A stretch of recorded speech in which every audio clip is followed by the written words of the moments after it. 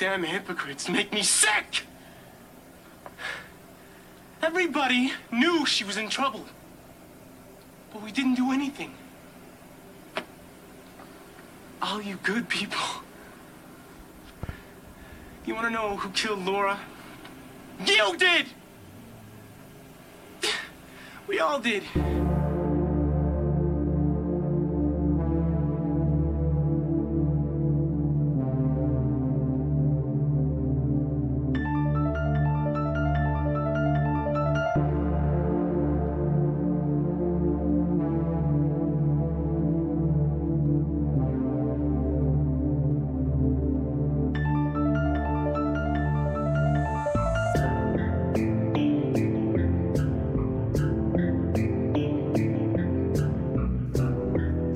Welcome to the Rewatchers in the Lodge. You are here in the lodge with me, Tyler Harris, and Tyler McKinley, Riley Harris, Marcus Marinos, and Mitchell Marshall, and Justin Hammer. audio he's maestro. emceeing this gig. Moving on up. Yeah. Got a mic this week. He's getting the next track set up for his DJ set. Not just the neighbor anymore. Yeah, right. Look, just do your job. Yeah, he actually lives in my basement now. So we watched the next 3 episodes of Twin Peaks. So episodes, season 1, episode 4, 5, and 6. Episode 4 originally aired on April 26, 1990, written by Harley Payton, directed by Tina Rathborn. Episode 5 originally aired May 3rd, 1990, written by Mark Frost and directed by Leslie Linka Glotter. I don't know if I'm saying that right, but she's directed a lot of shit. And then episode 6 originally aired May 10th, 1990, written by Harley Payton and directed by Caleb Deschanel. Nope. Let me try that again. Caleb Deschanel, husband of Mary Jo Deschanel, who is Mrs. Hayward on this show, and father to Zoe Deschanel and Emily Deschanel. Is there another one? I feel like there's always a third one in those groups. There might be like a lower end one, Yeah. like the Hemsworth brother that's on Westworld, like Lower end. Yeah. The great value brand. Of the B tier. Yes. And Mitchell Marshall is going to regale us with the events of said episodes. I'm gonna try. Here we go.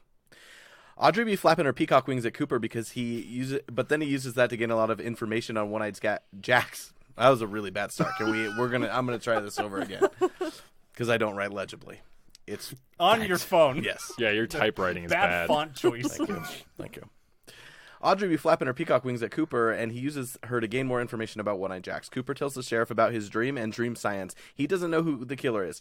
Fight at the morgue. Twice, FBI body examiner gets popped. We get a glimpse at the Invitation to Love, the hottest soap in Twin Peaks. Laura's cousin Madeline shows up. They look very similar. Norma's husband is about to get out of prison. She owns the diner. Coop and the sheriff go to visit Woodchop and Leo. He has an alibi. The general doesn't like Bobby smoking. Bobby likes playing with his Zippo, but is not afraid of the funeral. Albert gives his report. Laura liked coke and was tied down twice. He makes an awkward kissing motion describing why there were marks on her neck. Albert wants to press assault charges on the sheriff. Coop is like, Naho, but I'm going to buy property here in Twin Peaks. Ed and the clingy psycho pirate Nadine get ready for the funeral. Ed and Norma were high school sweethearts. James isn't going to the funeral. Audrey has a secret door to drop eaves on her parents. They won't let Johnny wear his headdress to the funeral. The priest gives a mediocre eulogy. James shows up. Bobby gives an angry, demented amen. He berates everyone for not helping Laura. And he tries to fight James. Papa Palmer falls on the casket weeping and is lowered up and down like a very good SNL skit.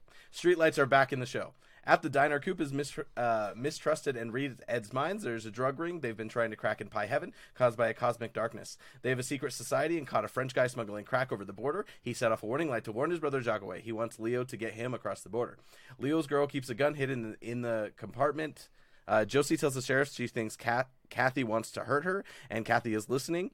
We're really picking up on the eavesdropping here. She hid the second ledger from Josie. Cooper observes Dr. Jacoby at Laura's grave. He says Laura made him care. Josie is worried they all want to kill her. Her and the sheriff start to get it on. Cooper and the deputy discuss souls. Mr. Palmer tries to make people dance with him, and another streetlight.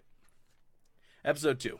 Mrs. Palmer tells the cops about Bob and her vision, and then the necklace was also in the vision. Invitation to Love is back. Poor Chet. Dr. Jacoby does a magic trick, and Coop grills him about why Laura saw him. All problems are sexual. Cooper's supervisor gives an update on forensics. Albert wants sheriff's badge taken. Coop has his back. They confirm Cooper's dream and Sarah Palmer's vision all had the same guy. Kathy massages Audrey's dad, bragging about being mean and planning to burn the mill. Sheriff brings into a motel room and finds a one-armed shoe salesman interviewing him about Bob, but he knows nothing. Donna and Audrey chat in the bathroom about Laura seeing Jacoby and maybe working at One Eye Jack's. At the prison, Norma's hubby, who looks like every other guy on this show, begs that she help him get released. She vouches for him. A llama or alpaca hangs in the lobby where a bird who attacked Laura is a patient. Bobby and Shelley get frisky. Talk about Jacques Leo drug running. She shows Bobby the bloody shirt and gun. Lucy is upset with Andy, and we don't know why. Turns out he can barely shoot a gun. Norma and Shelley commiserate about their relationships. Hank got parole. James is going to head to a potluck after he grabs something to eat. Then he runs into Laura's cousin from Missoula, and he seems enchanted. Mr. Horn made a deal with the Icelanders, and he tells her... who am I talking about? Anyway, but he tells his daughter she is not dependable, but she wants to inherit the family business. Bobby plants the bloody shirt as Jacques. Cooper finds it. Horn tells Leo to burn the mill. They're in cahoots. Donna and James see that the necklace is missing, and Al is watching them smooch. On this day in 1990, Wilson Phillips' Hold On premiered at number 1.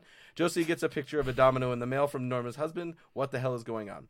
Episode 3. Cooper awakes to an Icelandic step team. Audrey comes over to flirt. Jerry loves an Icelandic woman and her leg of lamb. At Jacques's, they discuss the bloody shirt and find a copy of Flesh World. Shelley and Bobby have a demented breakfast. Cops come by and Leo calls. Norma tells Ed about Hank. He can't leave Nadine.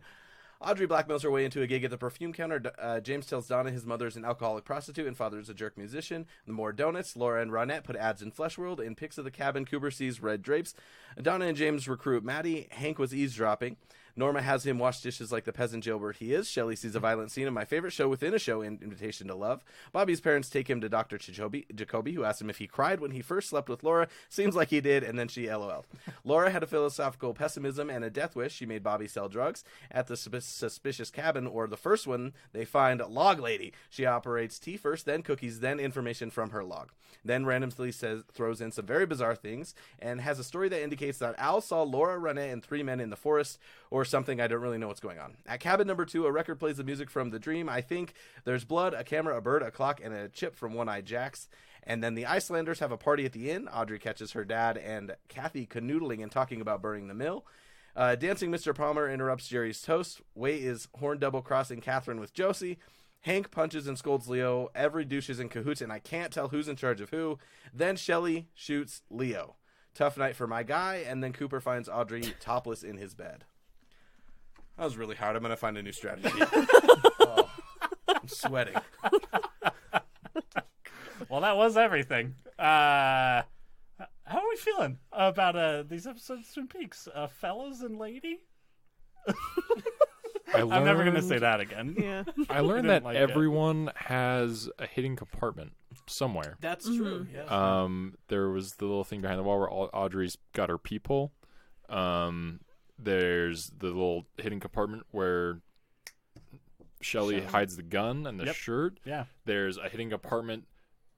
First, there's a hidden bookcase where the safe is, where the ledgers are in the hotel. And then there's in Catherine's desk, there's a flippy woo that you put the ledgers in, and then you re-flippy woo to hide it. Yeah. And I was like, the title of this episode better be Everyone Has a Hiding Place. And Laura's got a hidden compartment. Yeah, in her bedpost, Maddie right. Oh, yeah. Some stuff. I forgot about that one, too. Now, I mean, everyone had one of those when they were growing up, though, right?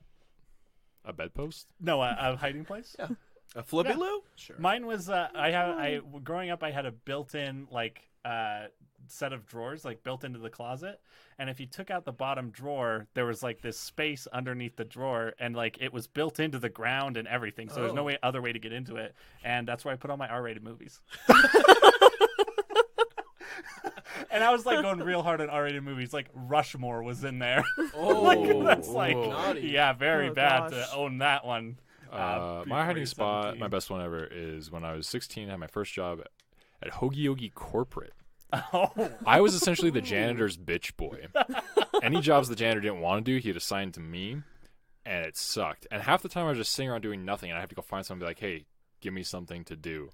And I was just sick of that. So what I would do is I'd go down in the storeroom, I'd move all the boxes and build a barrier of boxes around me. I'd hide in the shelf, and I'd lie down, and I'd listen to comedy, stand-up comedy, and I'd just sleep.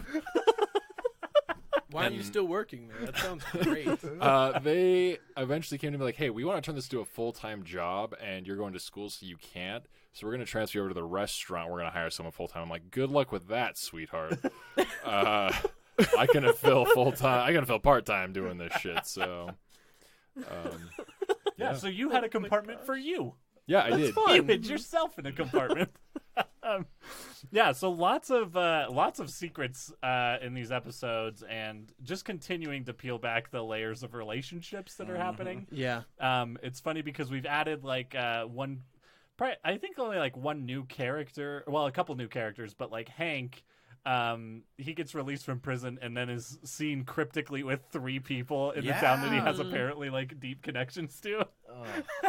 He's sucking on dominoes. Yeah. Oh, that's My gross. gosh, yeah. I can't think of a worse. Oh gosh, I never want to play dominoes again. But yeah, so what? I mean, Riley, what was there anything that stuck out to you in these episodes you want to talk about? First up on the block. We could talk about Leo's stuff because I feel like he was kind of all over the place and a lot was happening with like Shelly and Bobby, like plotting against him and stuff. Right. There was a lot. And he gets there. visited by Cooper and Truman, which is kind of a direct follow up to their sincerely amazing detective work of throwing rocks at bottles that led to his name, coming up Look, kind it of worked. in a bigger way. All right. It worked. did. It did. So yeah, Leo. We kind of get like Leo is tied up in a lot of like more stuff I think than we thought. Well, based on these he's episodes. working with Hank, who just got out of prison, but he's Right. also didn't he get Mr. Horn visited him? Yeah. And now he might be dead. I mean, I doubt it because he just seems too wrapped up in everything. But yeah, although that's why I don't understand where did the drugs truly come from, and then what's everyone's role within that distribution? Is there prostitution involved? What was Laura's role? Right. Because clearly, like Bobby was selling, and she had some influence on that. And then she was using. You don't use and sell. That's the number one rule of dealing. If you're going to do heroin, deal meth. If you're going to do meth, deal heroin. Great advice. I'm writing this down. Thank you. Yeah, so there's so that's the big kind of subplot that Leo kind of finds himself in, and there's kind of around him, like his supporting cast up to this point has been the Renault brothers. We meet a second Renault, whose name I can't Did we remember. know Bernie? the first one? Yeah, Jacques Renault. It's the Bernard, right? Bernie? yeah Bernard. Yeah, because Jacques Renault, he's the heavier guy. He's the Right. bartender at the Had we met him At the before Roadhouse. these 3 episodes? I think we saw him. yeah. Yeah, Oh, Very Sorry, briefly was in the new pilot of at him. the Roadhouse. Yeah. I think. Okay. And I will say Bernard's accent, I don't know if that's is that a Canadian? It's French Canadian accent. That's what he's going for. I couldn't tell. I was like, you sound Cajun? I don't know. Like it's I couldn't it's such pinpoint a it, bizarre- yeah. They're like, on the you're much trying less to replicate Canadian it. side, too. Oh, you think I do the it's like closer to Jamaican than anything. It's so bizarre. Like I don't understand what it is exactly, but I Well, appreciate it. He's dead now, so I guess we don't have to worry about it. Leo killed him. Supposedly. Supposedly. You don't know. We'll see. He was wrapped up. I'm We not didn't see convinced him. Laura Palmer's dead. Well, that's the thing is, I'm not at either. this point, I'm not. She dyed her hair. That's what happened. She dyed her hair and she changed her name. Is that the same actress? It is the same Oh, yeah. actress. That's Yeah. what I thought. And honestly, that's again, that was an unplanned thing. It was just David Lynch worked with Cheryl Lee and was like, "We need to get this girl back on Oh set." no, really? Yeah. That is so. I mean, after the interesting to me. pilot, like, Yeah. because they'd filmed the stuff for the pilot, and then we've talked about it several times. They had that big break, and so during that time, he was like, "I really want to find a way to get Cheryl Lee back in That's the show cool. because she's really great." So yeah, and she comes back as her own cousin, just the most soap opera ass shit. It's very good. Well, they kind of allude to that in the Invitation to Love. Right. They're showing like the credits, like this woman playing whatever her name is, and Rosa or whatever. Yeah, and I'm Jade like, and this is Emerald great. are Right. the sisters. Yeah. Is there a supercut Jade of and just all the Invitation to Love Oh, I'm sure. clips? I'm sure you can find. That's that. all I want. Yeah, it's great, and those were all written by Mark Frost and shot by a second unit, and like it's just kind of a cool. So it's such a funny. cool thing. Like it's this weird meta commentary on television too, and everything's kind of mirroring what's happening in Twin Peaks. It's really fun. Yeah, Chet. Freaking Chet. Chet. That Poor dumb. guy. So Leo is kind of wrapped up in all this weird shit. He gets shot at the end of the episode. In one of I love that scene. I don't know what it is about that scene. The melodrama of that scene of like Shelley shooting him and then immediately like eyes closed, hands covering face. There's like something about that scene that's so like it's a super soap opera-y scene, you know, Yeah, and like it really is. and very like heightened. It made me happy though. heightened Poor reality. Shelley. Yeah, yeah, Even though when her and Bobby get together, I feel dirty. About it. yeah. Ugh. Turns out, by the way, she plays a key figure on Riverdale, Right, yeah, which I did not know. yeah. And that made for an interesting comparison. I keep forgetting to Wait, bring who that is up. she on Riverdale? She's oh man, what is her name? The blonde one's mom. Yeah. Whoa, that's weird. I was watching Riverdale today right after I watched Twin Peaks, and I didn't even realize that. Oh, they don't. Yeah, you really have to see it to see it. Yeah, it's been 30 years, literally. Yeah. Like basically. So. So weird. But yeah, so let's talk a little bit about the new information we found out in the case with Laura. After our last set of episodes, Cooper knew who killed her, but then he went back to sleep That was and forgot. dirty. That would they did me dirty. It shouldn't have waited That's- until morning. I Should've love. still I will been. say they employ one of my favorite comedic gags, which is what Zach Galifianakis does in The Hangover with Bradley Cooper's character, where he just repeats everything he says, and they do that with Lucy in this show, and I love it. Like because they're sitting there and she's taking the notes on like Cooper's dream, and Truman like when he's like, but I forgot. I don't know who killed her, and he's like, damn, and then Lucy's just. Damn. Just that is such a good. I just love that bit so much. Did we know Lucy had some sort of romantic entanglement with one of the deputies? Andy?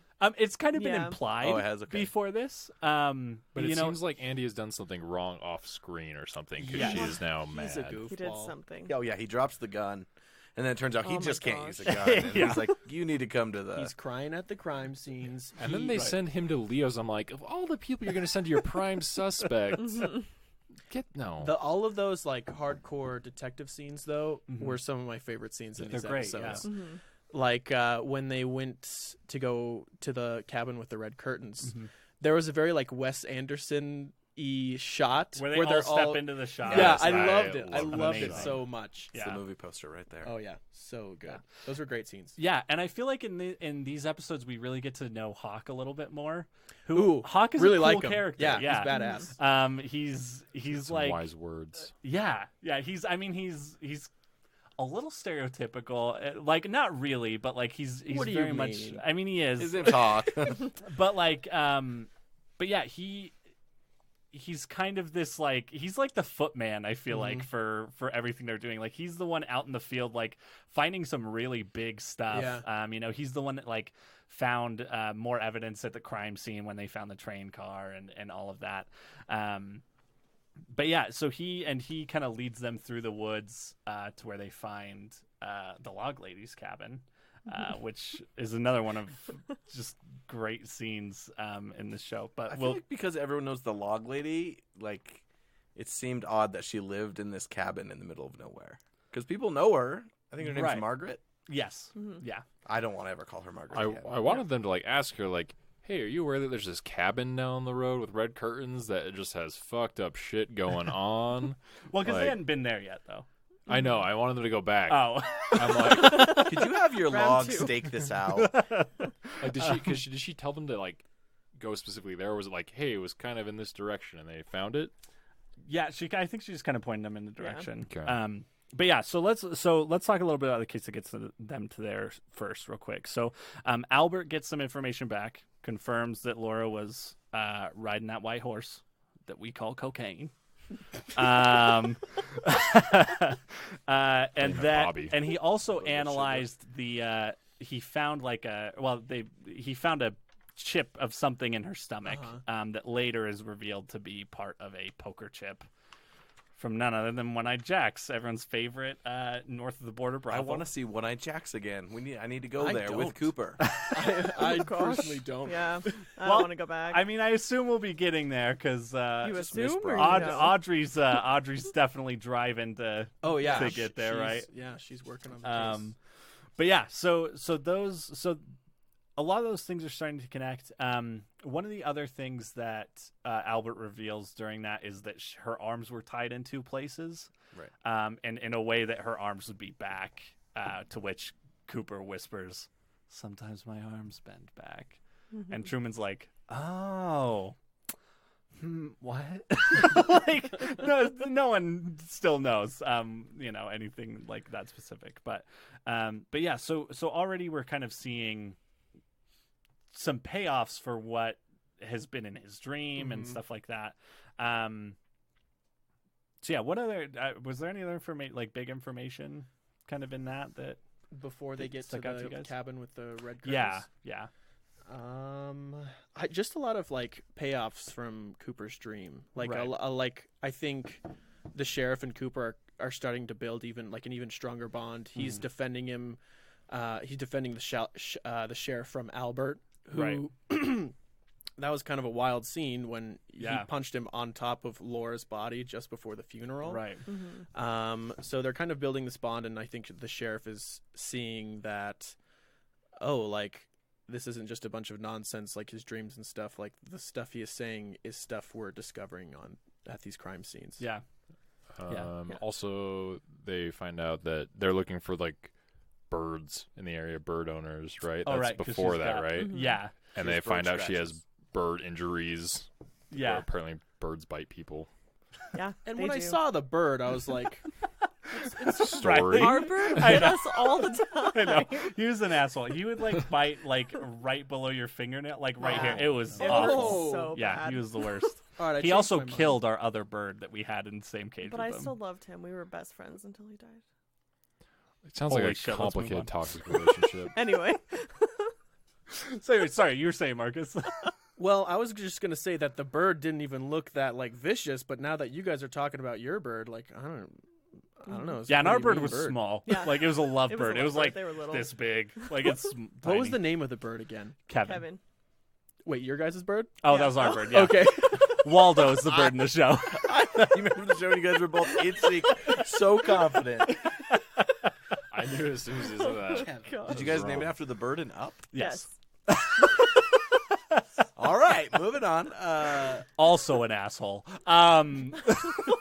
Anyways, so so Waldo is the name of the bird. that they find. Which is Jacques' bird, right? Yes. Okay. Yeah. Oh, Oh, and they found the one-armed man before Yeah. too. They tracked him down Right. Mike. and everything. the shoe salesman. Yeah, One-armed Mike. selling right shoes. Who doesn't answer to the name Mike when they find him. No, what do they call him? Philip Gerard. Yeah. And he lost his arm in a car accident. And Right. the tattoo said "mom." Yeah. Yeah, He was that on really his arm. sad about Yeah. it. Yeah, it's interesting to me because I was like, ooh, there's gonna be a big payoff when we find these two characters, and it's just like, oh, they're kind of more just puzzle pieces in the investigation, and we don't know who they are. I was Right. like, oh, they're the killers. What two characters are you talking about? Mike and Bob. Okay. But I guess we haven't really found Bob Right, yet. yeah. We found a Yeah. drawing of Bob. Well, his eyes were too spaced yeah. apart. It Right. wasn't an accurate drawing. So we find Philip Gerard. They ask him about Bob, and he's like, "I have a friend named Bob who's a veterinarian," which is what leads them to the vet to get the files on looking for this bird. And all there's of just that. randomly an alpaca in there, just walks right through Yeah. the shot. That takes a lot of arranging from production, and they were just like, "Yeah, we're gonna do this." Yeah. Well, and it's funny. I read a thing about that scene this week, and they only got one good take of that because Truman and the receptionist behind the counter couldn't keep a straight face, but Kyle MacLachlan was just dialed in every time. Just so that line good. would be in his face, and he'd just move on as if nothing had happened. So that was another big payoff from the dream was we meet Mike / Philip Gerard, the one-armed man, who presumably doesn't really have any information, but it is kind of that next step to finding the vet and all of that. So that's definitely an interesting It was interesting payoff confusing there. too because they cross back and forth between that scene and a scene with Mr. Horn, whose name I still can't remember, and Catherine. Yeah. Are they at the same Yeah. They're in, motel? like the next Okay. room. Right. Yeah, so kind of a lot converges, and Josie, before the sheriff gets there, is outside taking pictures of Catherine and Ben. Oh, and in the Josie. motel. It seems like Josie's talking to him as if he's double crossing. It looks like he's helping Catherine, but he might be double crossing Catherine with Josie. But I don't know. Yeah. Oh yeah, it's Dude. very confusing. Still standing behind. Josie's like somehow involved in Palmer's murder. Could be. Could be. There's literally not a single person I've ruled out. That's true. Not even her With how mother. wild this show is, like it could be anyone. Like Yeah. it could be Andy. Like On accident, by dropping his gun. yeah, wouldn't surprise me. He just walked by the crack house. Oh, that's why he was so upset when they found Laura's body. He's like, "Oh no." They found it. I should have put 6 bricks in there. So I have. Can we talk about the Bookhouse Boys Yes. for a little bit? Let's talk about the yes. That was really interesting to me. That scene where they brought Cooper to the diner and they're like, "Are you sure you want to share this with him?" They reveal that Ed is kind of like a part-time deputy, I guess, not officially, but they Right. hired him to do some like detective work. And they talk about the Bookhouse Boys and how there's kind of like this darkness in the forest. And at this point, I don't know if it's like an evil, like a physical, I don't know how to describe it. It's like they're referring to like, oh, there's bad shit going on. Like there's drug smuggling, there's brothels, or if it's actually like maybe like a spiritual manifestation, like a Right. darkness. Because it definitely seems like there's like the log lady has some sort of spiritual connection to the forest and her log. Right. And you- it's interesting. Yeah, did you guys catch the log stuff? Like what they said about her husband and stuff? Didn't he die like right after they got married? Oh yeah, it was Yeah. like the night, like the day after or something. Yeah. Yeah. So there's Okay, cool. I was just wondering because it's a He it's a lives weird in the kind of log. cryptic thing. His Yeah, I'm spirit still is in thinking the something log. is in that log. Yeah. So, His anyways, ashes are in the log. yeah. So there's a lot of weird spirituality. Anyway, sorry I interrupted your Bookhouse Boys thing. So Yeah, like they just kind of have this little secret organization and this like little hideout where they're keeping Bernard, I guess. Yeah. But I want to see what that develops into in the future. right, yeah, it is interesting because we talked about like this does feel like when we first get to Twin Peaks, it does feel like a town that is kind of the perfect little small town on the surface, and then you get a little bit below, and there's all this stuff going on, and then you find out there's this group, the Bookhouse Boys, who are like, we really like the way our town is, and we've built this secret society to basically keep it that way, Yeah. which is like in its own way kind of messed up and weird. Yeah. And so yeah, and it's all kind of like it's sanctioned by the sheriff. Like it's an interesting dynamic to add to all this for sure. And Cooper seems pretty chill with it. No, at that's least what right I was now. surprised with. Yeah. Like, Like- he just goes with them and, oh, you guys got some guy tied up? Yeah. Let's Yeah. interrogate He him. he just jumps right Yeah. in. It's like, I'm taking over this interrogation. Yeah. Let me talk to the Cajun man. I'll get him so scared he'll forget where he's from. So let's talk about a couple big scenes real quick. Let's talk about the funeral, and then we'll talk about the cabin Okay. that they discover. So the funeral, kind of leading up to the funeral, we talked about the morgue scene, which is just one of my favorite scenes in this show. It's so. I love Albert. I think that Albert brings such a cool dynamic Oh, yeah. to this show, and he's like in a show where it's like you're so unsure of so many things. One thing you know is Albert's a dick. Like he's worth hating for at least a few minutes every once in a while. Yeah, basically the big thing, and we kind of know that he has not had much time with this body. You know, he showed up Right. and all that. But man, I love Dr. Hayward I love seeing Dr. Hayward getting fired up, because it's kind of another thing where it's like I trust if there's anyone I trust in the show at this point, I really like Dr. Hayward. He's helping with the investigation, like his stuff with his family. He just seems like a sweet man. And so if he gets pissed about something, like I feel like it's I'm on his side. Yeah, exactly. Like, I just love that part in that scene where he's like, I was like, look, man, you guys do your thing. I got shit to do. He pulls out like a drill. It just and starts like, going yeah. for the head. oh gosh, yeah. Yeah, What are you looking for? Gotta find the rest of that poker chip. Well, it's like if I had another 2 days, you don't know what I would find. I was like, Yeah. I don't know if I want to know. I don't. I'm gonna cross section her. Yeah, for sure. He gets a lot of information. Yeah, no kidding. He gets a brand of twine from that, like a specific twine that was used. I think one of my favorite moments in that scene, because Cooper kind of comes in, obviously takes the side of the people in Twin Peaks, because he loves them more than anyone apparently at this point. And Introduced him to trees, man. yeah, Never forget those people.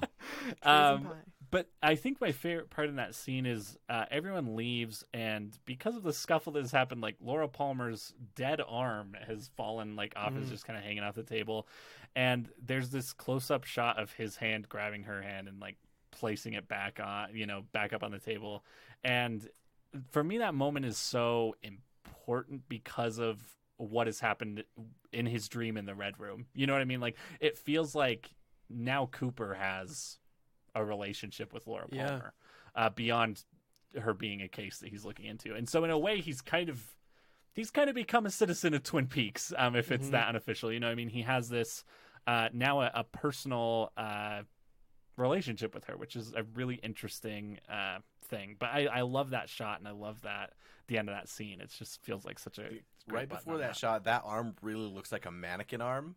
Yeah, And then once they go into the close-up, it's much better. yeah. Also, doesn't he tell Diane like he's going to look into buying property there?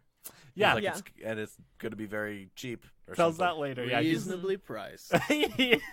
clean place, reasonably priced. That's what I need.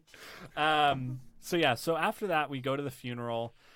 Wait, no, we're not skipping the scene with Bobby in front of the crucifix, where he like goes up to grab it or something. Is he gonna steal it? I don't know what's happening. We'll never know. I just assume like Bobby is always coked out of his mind. Oh, yeah. and it just like it explains everything a lot easier. Yeah, for sure. Like he always whenever someone's speaking to Bobby, he has the look like someone's explaining like the hardest math problem to him.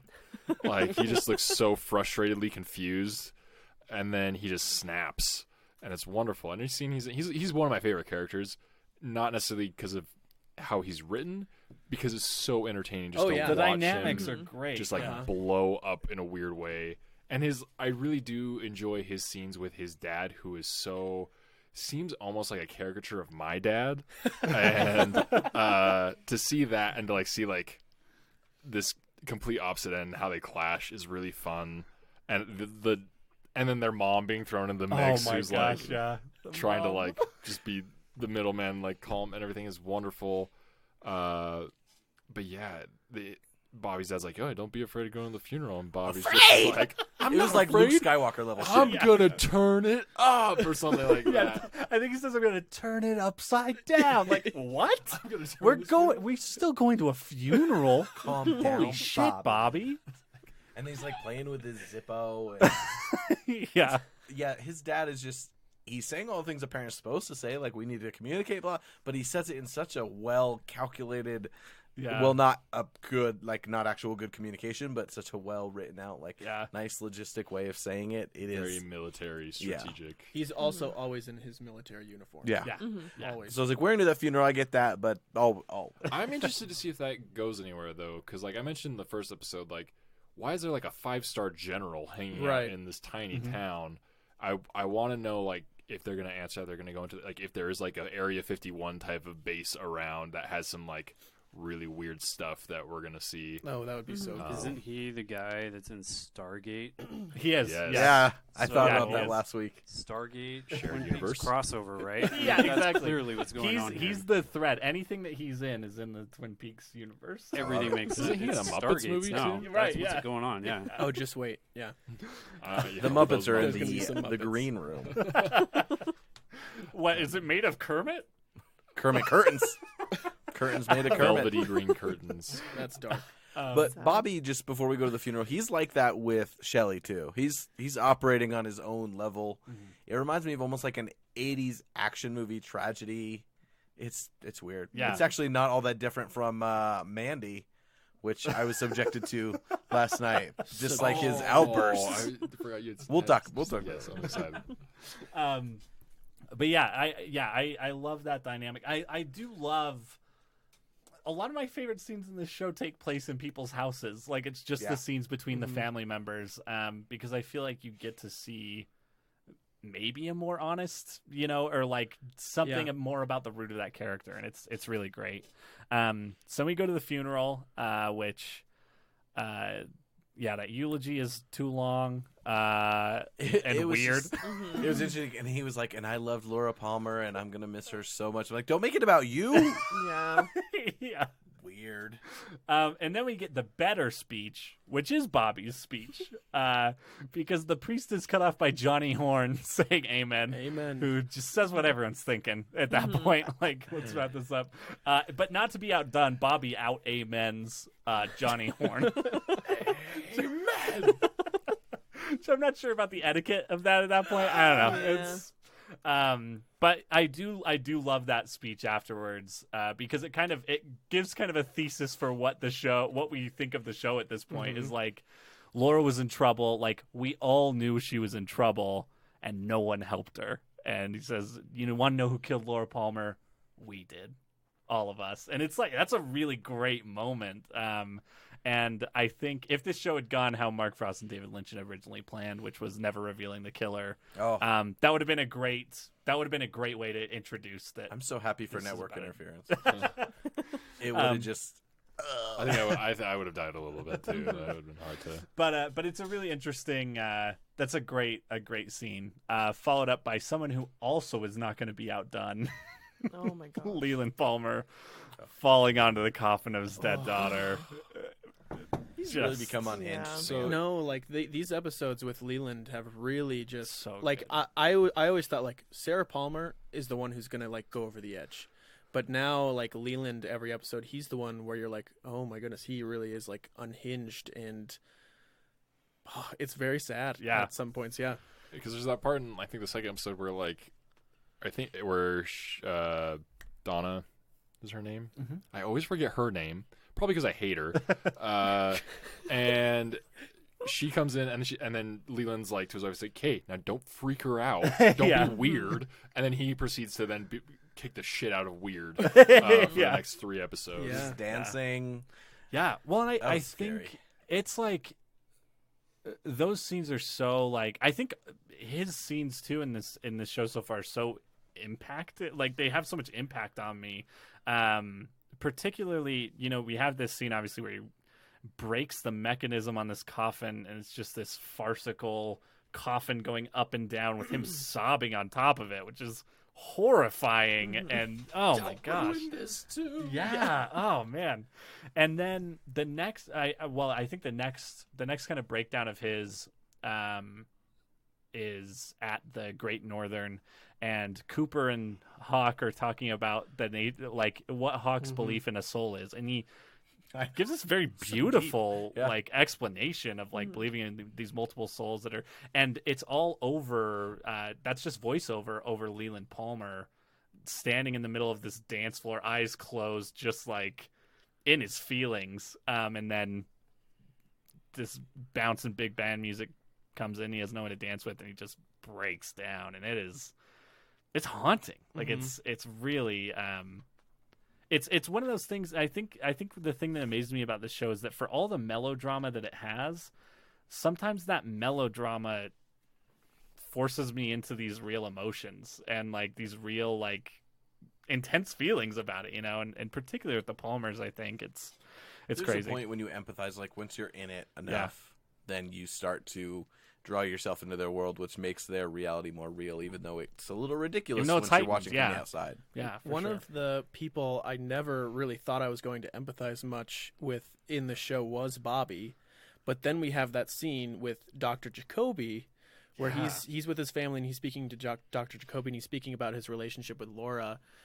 and how it was, if he's telling the truth, it was very much a very toxic relationship that Laura was the one who made Bobby begin selling cocaine and like turned him into a different person, because Laura was also dealing with like this duality where she felt evil but she was trying to make up for it by doing all these good things. But then she said she kept getting pulled back in, and it just reveals like so much more about their relationship and their characters, Yeah. and it's so interesting. Yeah, for sure. And it's funny because like, yeah, we do feel like at the beginning of the show, you're like, man, Bobby's such an asshole. Why would Laura Palmer date Bobby? And then you're like, oh, it's because she could get him to do whatever she wanted. You know what I mean? Like you start to see this darker side to it all. It's interesting how we go back and forth between like her being the victim and her. It turns out like not that it's her fault that it sounds like horrible things happen to her, but she certainly put herself into this world. She had this mentality that she was too good for what she was in the midst of. Like she saw a similar soul in James, but even that wasn't good enough. Didn't she put an ad in Flesh World that was like, "I want a mature lover"? Or is that I can't remember if it's that specific. Yeah, I'm trying to remember Yeah, the that's specificity like of that. allegedly Laura's. It's alleged. ad. Yeah. Laura's ad. Okay. Yeah. So whether that's hers or not, it just shows like she wanted to show, not that she was too good for Twin Peaks, but maybe that she was strong enough to handle the dark side. Yeah. And so yeah, when Bobby at first it just seems like he's a jerk, he's cheating on her. Then we find out she's cheating on him, and she may have destroyed him. And so to see him break down has been very fun. I mean, in good, no, good storytelling. It makes me just like, man, all my high school relationships were boring. Needed more cocaine. Oh man, I think the scenes with Dr. Jacoby have been some of my favorite since the pilot. The first one in the pilot's like really weird, Yeah. The golf ball. but then everything after that has been very revealing about Laura. Yeah. Every single scene with him. Also, I really am intrigued of why he wears 3D glasses. Oh man, yeah, Yeah. it's great. I don't know. Sometimes you got to see the world in high def. I would love that to like come into play later. Like, it helps him see the evil in the forest or something stupid like that. Like, that would be great. But yeah, his scene with Bobby especially Yeah. revealed a lot. Yeah. And I am interested to know. It just gets me excited for the next scene that he's in. Yeah, Yeah, that's one of for the sure. things I was most looking forward to was like Dr. Jacoby and his relationship to Laura and kind of everyone else. Yeah.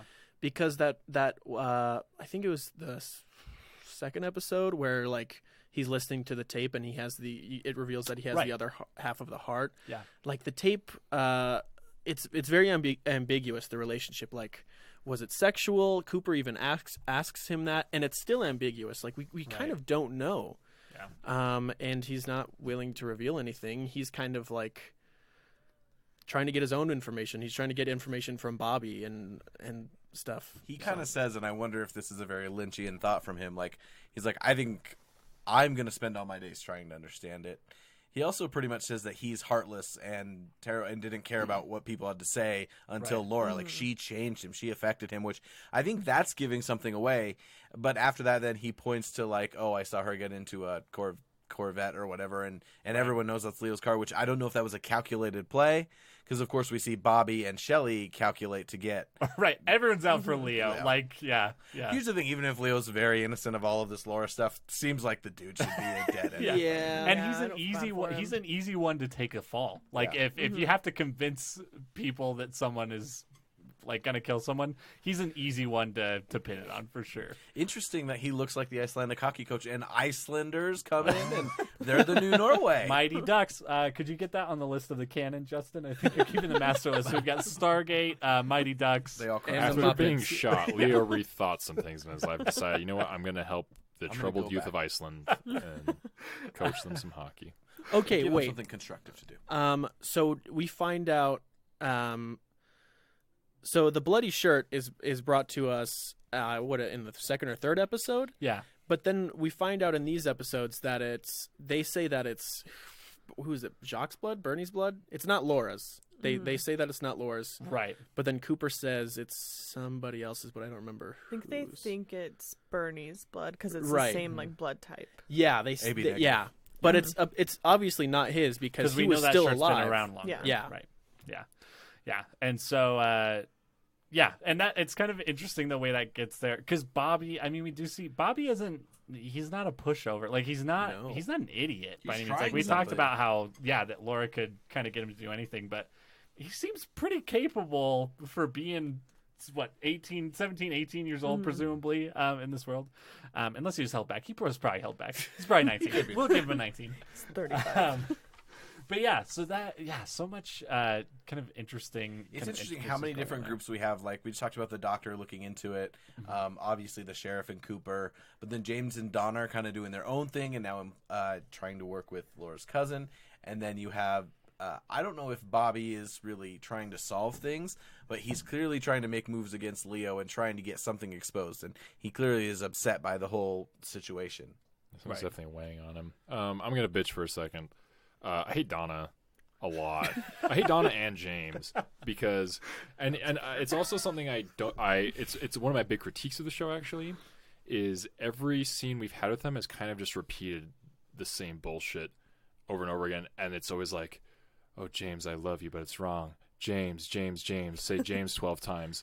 And then it becomes like this, oh, our love is wrong, but it's so right at the same time. Oh, what are we going to do? That's like forever. And then it starts to turn into, hey, maybe we should do something. We owe it to Laura because, we both loved her, but now we love each other. Oh, yeah, we should totally do something. Next scene, exact same thing. And then finally the cousin comes in town. It's like, look, you guys are moving way too slow. Here's some shit. I'm like, thank goodness that you're here. And yeah, so I feel like it's just a lot of waste of screen time for me, and I don't care about their relationship, and I think this is where the melodrama works against its thing, at least for me and my personal taste. Of when there's melodrama like that, I like it when it's self-aware, like a lot like things with Bobby and stuff. When it's like trying to show a romantic relationship, I don't buy into it, so it's hard for me when that's your main focus of a scene for me to really care about that relationship. And Donna played a smaller role in these 3 episodes than I thought she would. I thought she'd be a little bit more central to things. Like, that's most of her time. Most of her play is there just talking to him, and he's got 2 other things going on. I do think, it's pretty much once per episode. We kind of get that same thing. It's pushed forward enough, and now at this point, I guess I definitely didn't really notice it as much, but he's super interesting, and I thought Donna was going to be, but it seems like she has taken a significant step back, and clearly she was not part of this world that at least Bobby knows a little bit more of. And then we talked about our other wild card, Audrey. Like, I'm starting to think she doesn't, because she's straddling the worlds of like the adult drama and the kid drama, which do connect through the drugs. But both her and Donna, I'm like, I think they're both missing something. They were not involved in anything at the level that Laura was. Like, Audrey might be a lot more innocent than we thought. She's that girl who plays that coolness because she clearly has an abusive relationship with her parents. I really like Audrey, actually. I started out thinking I wasn't going to, and she's become one of my more and more favorite characters. Yeah. I think she is also a character that sees maybe the biggest change between the pilot and the second episode. They kind of change her a lot because she has that scene with Cooper at the very beginning where she comes and talks to him, and she's obviously very taken with the G-man that is coming. Is it bad that I'm kind of like, I'm not like rooting for it, but I'm like, there's clearly some tension. Turned to Katie, I was like, why do I want this to happen? Yeah, like, I do too. And I'm like, I shouldn't. This is terrible. Yeah. Well, and at the very end of the cliffhanger-esque moment is she's in his bed without any clothes on saying, please don't kick me out. Now, if she was like, didn't want to stay in her bed, she was scared, she wanted to talk to him about case stuff. No, just I don't like, I if she was for some reason wanted to feel safer or talk to him about things, okay, you could be there with clothes on, with some pajamas. If you're like, can I stay here tonight? It's like, at least pretend you're not there to sleep with him. I agree. She's crying beforehand because of Leland, right? Yeah. Because she of has her reason to be witness. upset. Her my dad And is- she's like, "Oh, this makes me so upset. I'm just gonna take off my clothes and go Well, ambush it's because this dude she in was his the one bed."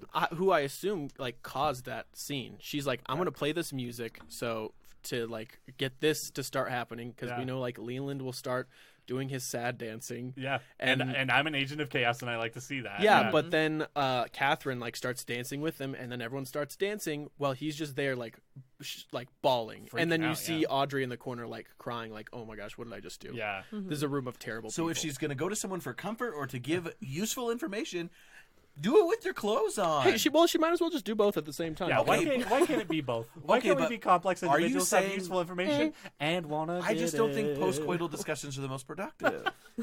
Excuse me, we got our elephant quote last season of this show after yeah. the Oh, you're after right. the You're sex. So Oh, right. Yes. Yeah, so there's interesting stuff going on there. Let's talk about the log lady let's talk about the two cabins in this episode, and we'll kind of wrap up. But so the sheriff group, I don't know what it's called, the whole department essentially. Yeah. There's no other case in Twin Peaks. Let's just be like, there's not really a whole lot else going If you want to on. rob something or Yeah. speed, now Which is is the time funny to because do it. there's plenty of other stuff going on in Twin But it's like Peaks. everything is tying into this murder. true. So like It's everything true. else that's going on Burn is down a all in this. Right. But like people like Hank, who just got out of jail, he could get away with whatever, right? yeah. Yeah, Sucking they've on never had to dominoes use in their public. Suck It has to be everyone's illegal. dominoes. You say, I really want Ed to leave the pirate. Like, I get that she's mentally ill and needs him, but I'm like, put her in an asylum, dude. Get with the waitress. Like, don't waste your time. She's about to be a billionaire. He wants to stay with her. I was just gonna say, you see a crazy person, I see an inventor and an entrepreneur. How much She's stock do making you own in moves. the Tortured greasy artist. ball sliders? You. Greasy ball sliders, the new item at Marley's Sliders. Oh, that's delicious. Okay, back to the cabin. So yeah, so we get to they stumble upon Margaret Lanterman's home, essentially, and it is how do they get there again? They walk. so Hawk is kind of tracking out into the woods. What is he Around? Like I think it's just kind of around the area of the Okay. crime, and he's we see him look at a broken branch once, so he's clear. He like, knows Pulls an what he's doing. Aragorn. Yeah, and he's kind of we kind of get I kind of get the feeling at least that he's been kind of canvassing that entire area Okay. around that's like his area of expertise. So if there's anything else, and they stumbled into Margaret Lanterman's cabin with guns just drawn, ready to blow anyone away. And she comes out holding that log, just not phased phased at all. Yeah. It's like you're 2 days late. Let's do this. Right. Yeah. It's a long walk from Twin Peaks, I guess. But yeah, so what were your impressions of that scene? I know we've talked about the log lady a lot because she's without really knowing a whole lot or having a whole lot of information to go on this podcast at this point. So I guess what did you guys think of the log lady? I mean, as a character, I love her quirks and the way she demands things. Her main contribution was telling a situation that her log had seen, but apparently maybe some owls had communicated, and we do see an owl watching people a couple times. Right. But they mentioned 2 girls and 2 men, and then there's another man at some point. Like, I don't remember that whole sequence very well, but it seems like it very well could have been some drug interactions that might have led Laura off to where she was eventually killed. Right. Yeah. And I think prior to that, we had a scene with Cooper and Truman in a diner where like a couple episodes ago where he's like, log lady, right? Just like calls her out in the middle of this place, and she's like, why don't you ask my log what it saw? And he like doesn't do it, and Didn't she's like, think so. yeah, exactly. and so here we see here's another change in Cooper post dream, right? Like this dream has obviously changed Cooper on a fundamental level. Like he is now open to asking a log what it saw on the night of this murder, and they get a pretty big amount of information, cryptic as it may be. Lots of talk of owls. Right? Didn't you like write down a lot of what she had said? I wrote down the whole thing. Oh, do you actually want to read it? Yeah, Oh my yeah, gosh, yeah. you have such good notes. It's Handwriting Mine is are amazing. awful. okay. Where does it? Okay. So it starts and she says, dark, laughing, owls flying, many things were blocked. Laughing, 2 men, 2 girls. Flashlights passed by in the woods. Over the ridge, the owls were near. The dark was pressing in on her. Quiet then. Later, footsteps. 1 man passed by, screams, far away. Terrible, terrible. 1 voice, then she clarifies that it was a girl's voice. Further up, over the ridge, the owls were silent. And that was it. Yeah. So a lot of mention of owls. Yeah. At this Shared point. universe of the 4th kind. Yes. Add that to the list. Yeah. Write it down. So yeah, kind of. Yeah. It's crazy. Kind of just even hearing that again, it kind of like chilled me a little bit, like thinking about it, and Paints a very eerie picture. yeah.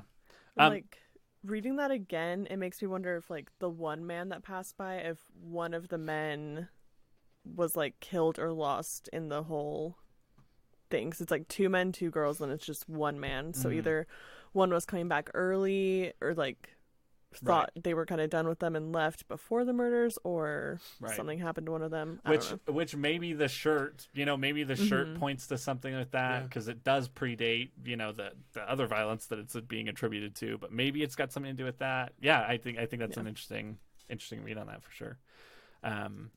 Give us some names, Log.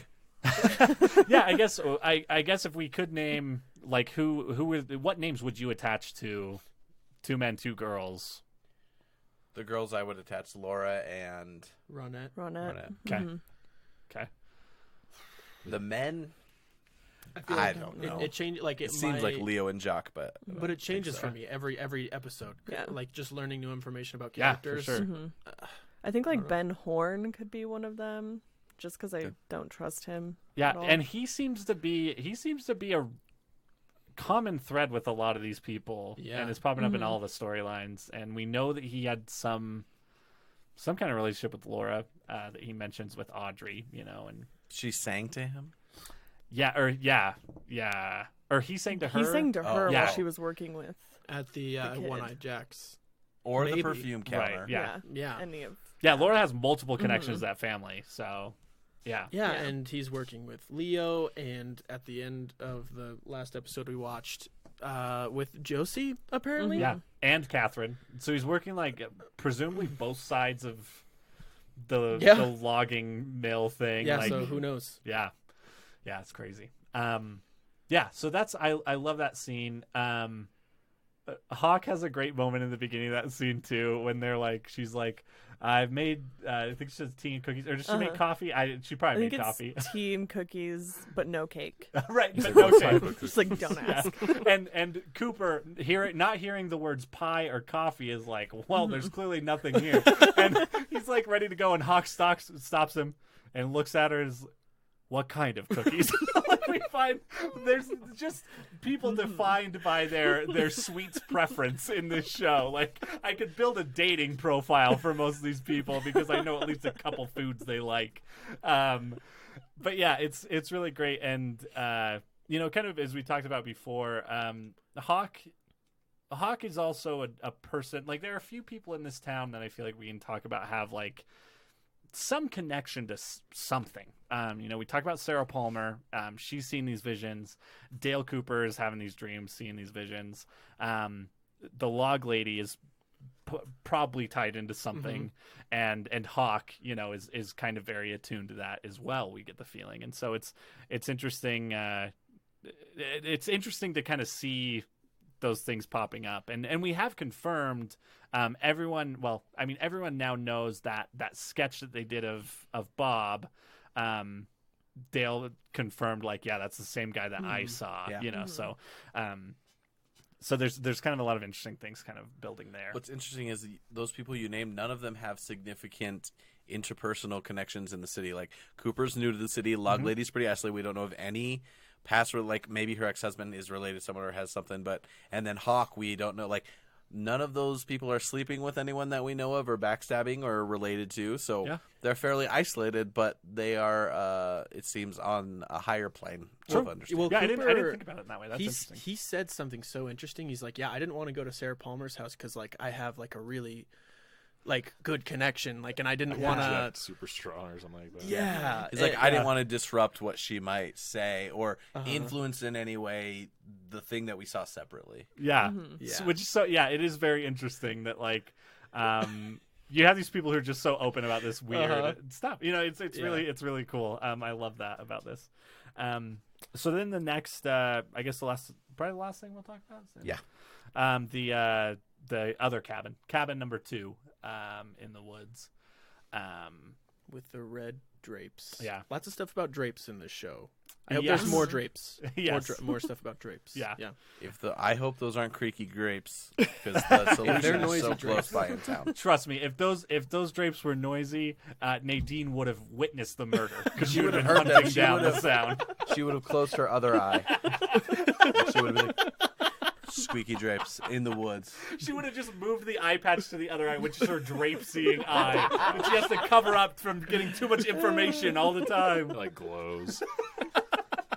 It glows when there's orcs nearby. But yeah, so they a couple things. So that there's red drapes, curtains everywhere, which is obviously like very like obvious tie into Cooper's dream. And then also that record player's triggered when they open the door, right? I thought Yeah. they Or heard something I like thought they that. heard outside. Is it yeah, I outside? thought they Okay, heard I it think too. you're probably right. I couldn't I think remember. it's just going on a continuous loop. Yeah, for some reason there's just an image of a needle dropping onto a Yeah. record. and Oh I no, don't it's know because it's exactly the what. it's the automatic reset. Like Oh, okay. when it reaches That's the it. end, So it goes just back. keeps playing. Yeah. Yeah, you're right. So and which also ties into the dream. You know, there's always music in the air. Which, Was it this? It wasn't the same music, was it? No, I don't think so. Also in the dream, they do mention the thing about birds, and there's like that cuckoo clock. I don't know if that's or is there a bird they find in there? I They remember do there. find Waldo there, right? Yeah. Is he there? Yeah. Yeah. I don't know if that's the answer to that. There's a lot of stuff Metaphor. about birds. And there's a poker chip. in And that. isn't there a camera? Yeah, there's also a camera. Yes. Did Yeah, we ever there's- see what was on the camera? No. No, I think No. it's just film. I don't so they think we've have seen to anything yet. Yeah. Okay. develop that. They find the blood. They find twine. They find the chip with like the little piece out of it, the J. And they find the record player with the music in the air and The, stuff, the chip is in the cuckoo clock, which is odd, and a Which- bunch of others fall which out as is well. Yeah. interesting because it's like either like that's a dumb hiding spot for something like that. I feel like so it seems like that's intentional for someone to find almost. Or it's like that was found in Laura's body. Like, how did that get into her body? Right. Yeah. Was It's she a did she weird- do that on purpose to like give somebody a clue or something? Who Yeah. knows? Yeah. Yeah. It's weird. There's something else. Oh, yeah. While we're on the subject of the vision, there's also, I think what's also kind of been like answered, quote unquote, from that vision of, he's like, oh, this is my cousin. She looks like Laura Palmer. Oh, yeah. And then we see her cousin come in who looks exactly like her. Yeah. So I really want to know who the little guy represents, or if he's an actual character later in it, or if he's a metaphor for somebody else. I'd be interested to see. Right. Yeah. I will say this is another thing. So the other thing he says in that is that gum you like is going to come back into style, and there's several readings on that. There's one like significant pop cultural reference that I didn't really have any touchstone for, but Double Mint gum since the 20s would run ads with twins Yeah. in it. And like up through I think the 80s and 90s. I think they've done it recently, even like kind of revived that Yeah, they campaign. resurrected it well. But I know that when people were originally watching this and they saw Maddie, it was like, oh, this is like a reference to Double Mint gum and the idea of twins and stuff Interesting. existing. And it's just an interesting, like, that's not a like I said, there's a lot of layers to that I like phrase that, though. going That's forward. interesting. But I just think it's that's a cool, like, from the time theory Yeah. of like people like putting things together and being like Double Mint gum. And we may have Laura doppelgangers. We may also have like two Mikes, two Bobbies. Right, yeah. Interesting to think about the. Well, yeah, because Twin Peaks, and technically yeah. there Yeah. have been 3 Bobs at this point, right? Yeah.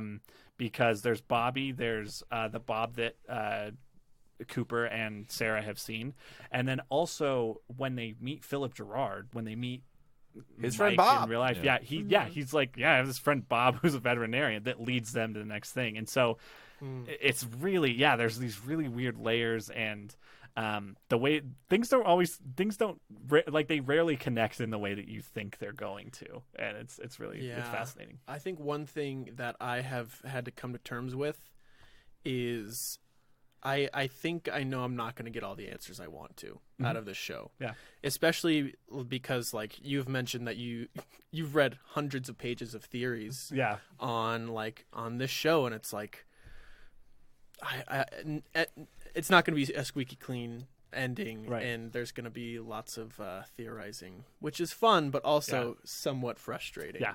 Well, and I think, I think for me too, we're going to get to a point in watching this where for me, the journey it makes that infinitely worth it.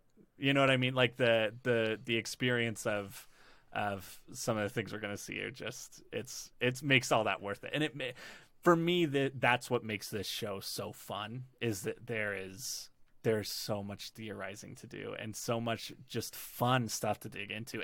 And like in particular, I love something that you mentioned earlier. You mentioned duality in this show, and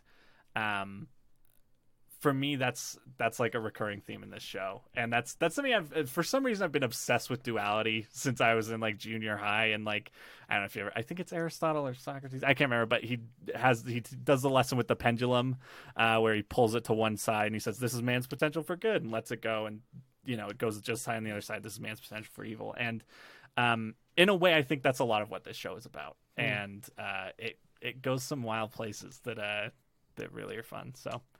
Yeah, but yeah, the case is chugging along. We're finding new members of the town every day.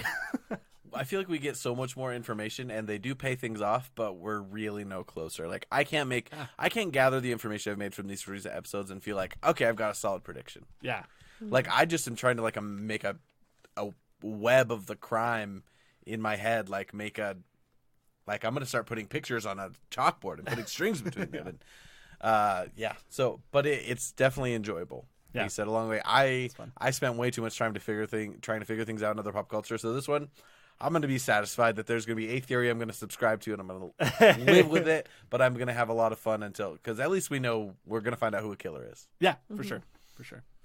So, any other kind of thoughts on these episodes? Or we good?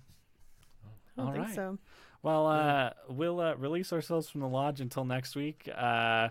We've got a Twitter at RewatchersPod and an email account at rewatchersonthepod@gmail.com. Email us something. Anything. Something good. Don't do anything, please. But yeah, so we'll watch the season finale of the last Twin two Peaks episodes, next week. right? Yeah, the last two episodes, episodes 7 and 8, and we will be talking about those next week. So we will see you later.